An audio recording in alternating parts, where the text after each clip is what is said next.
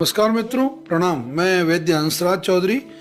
श्री नवग्रह आश्रम सेवा संस्थान। बात करने वाले हैं आज हम जो ऑटो इम्यून डिजीज होती है, यानी कि आजकल एक बहुत तरह की ऐसी कुछ बीमारियां शुरू हुई है जिनको ऑटो इम्यून डिजीज कहते हैं। तो पहले तो इसका अर्थ समझ लें। मैं पूरे वीडियो में तफसील से इस विषय पे बात करने वाला हूँ आप लोगों से। ऑटो इम्यून, ऑटो का मतलब होता है अपने आप, मतलब जैसे ऑटोमेटिक घड़ियां होती थी या जो ऑटोमेटिक जो शब्द है अपने आप, मतलब यानी कि स्वचालित, इस तरीके का। इम्यून का मतलब होता है आपके शरीर की प्रतिरोधक क्षमता, मतलब रोग के प्रति लड़ने की जो ताकत है आपके शरीर में, वो।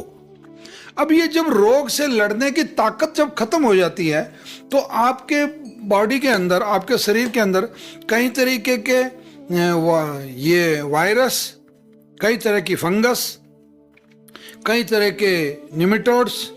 और कई तरह के बैक्टीरिया, और यहां तक कि सीधे सीधे शब्दों में अगर मैं बात करूं तो आपका शरीर खुद ही शरीर को खाने लग जाता है बहुत सी बार। यानी कि हमारे जो बोन मैरो के अंदर जो स्टेम सेल होती है, वो स्टेम सेल भी कभी कभी या तो बहुत छोटी या बहुत बड़ी या आड़ी तिरछी या तलवार की आकृति की, मतलब आरबीसी बनाने लग जाती, रेड ब्लड सेल्स है या डब्ल्यूबीसी है या प्लेटलेट्स है या प्लाज्मा है, मतलब इस तरीके का डिसफंक्शन मतलब उसमें आ जाता। एक बात। दूसरा, जो शरीर के अंग, जितने अंग हैं शरीर के अंदर जो हार्मोन्स रिलीज करने वाले अंग हैं, वो हार्मोन्स या तो बहुत अधिक रिलीज करने लग जाते हैं या बहुत कम रिलीज करने लग जाते हैं। तीसरा,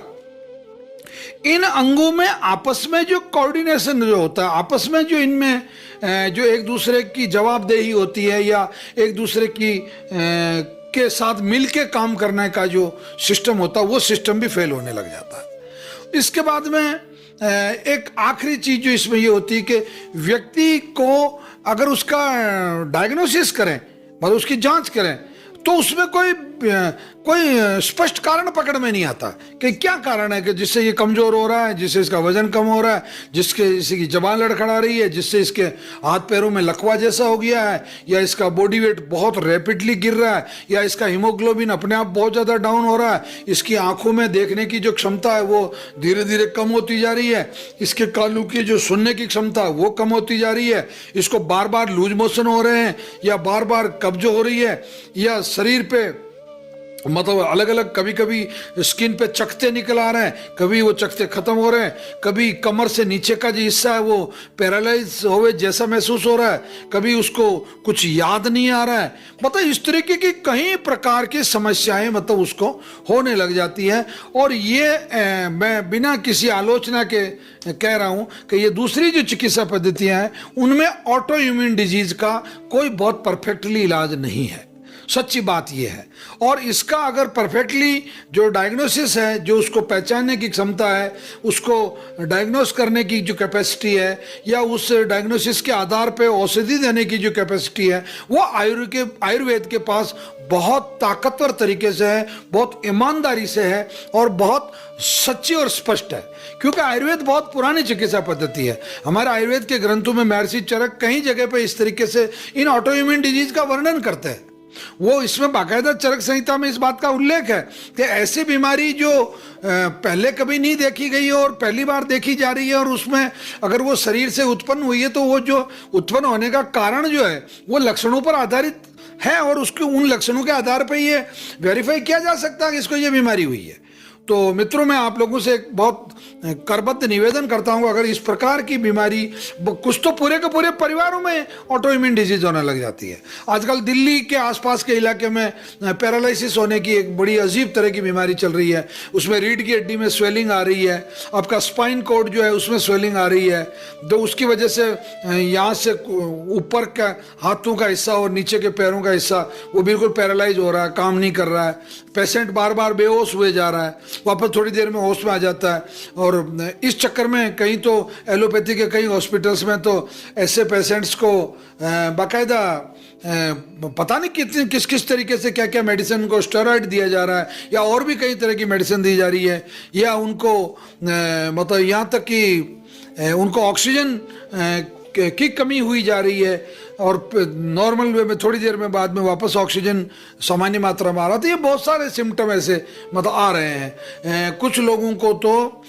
मतलब बहुत ऐसा कह दिया गया कि साहब अब ये तो जिंदा नहीं रह सकते हैं, परंतु वो लोग नवग्रह आश्रम पर आए हैं, उन्होंने यहाँ से औषधियाँ ली है और उससे उनको बहुत अच्छे तरीके से लाभ हुआ है, अच्छी मात्रा में लाभ हुआ है। और वो कई पेशेंट तो 8-10 पेशेंट तो ऐसे हैं कि जो ठीक भी हो चुके हैं। तो आपके घर में, आपके परिवार में, रिश्तेदारी में किसी को भी ऑटो इम्यून डिजीज अगर है तो, और ऐसी बीमारी, सीधे शब्दों में आप तो लेमैन की भाषा में ये समझ लीजिए कि ऐसी बीमारी जिसका कारण आपको समझ में अगर नहीं आ रहा है तो वो हम पे छोड़िए, ये जिम्मा हमारे डॉक्टर्स पे छोड़िए। आप एक बार नवग्रह आश्रम आइए,